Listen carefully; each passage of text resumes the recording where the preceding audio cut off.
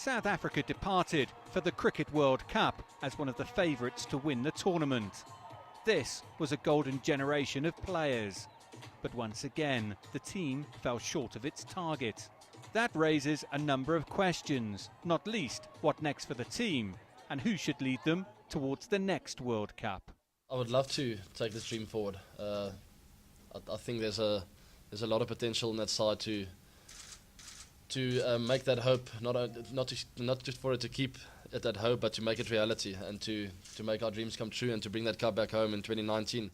But in truth, South Africa faces a demanding rebuilding process. Most of the key players are the wrong side of 30, so although they're in their prime now, that's unlikely to be the case come 2019.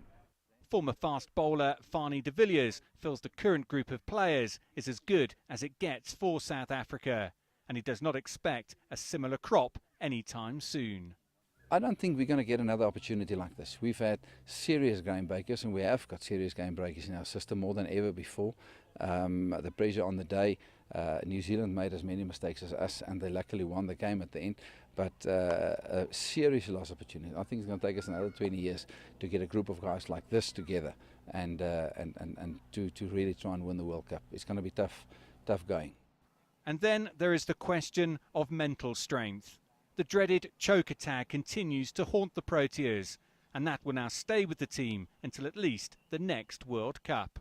When it comes to World Cups, all the heartache of the past has really built up, and it was left to the 15 players who were sent to Australia to go try and undo all of that. Unfortunately, it's going to carry on now till 2019, and it's going to be up to those players, and they have to act on it.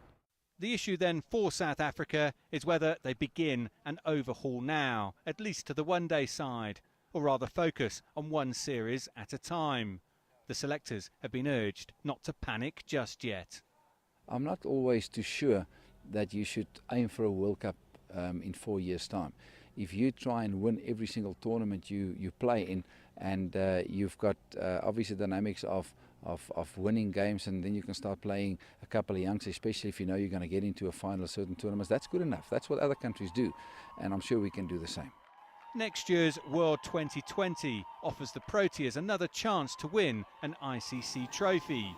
But for the World Cup, that wait is set to continue for at least another 4 years. Dan Williams, CCTV, Johannesburg.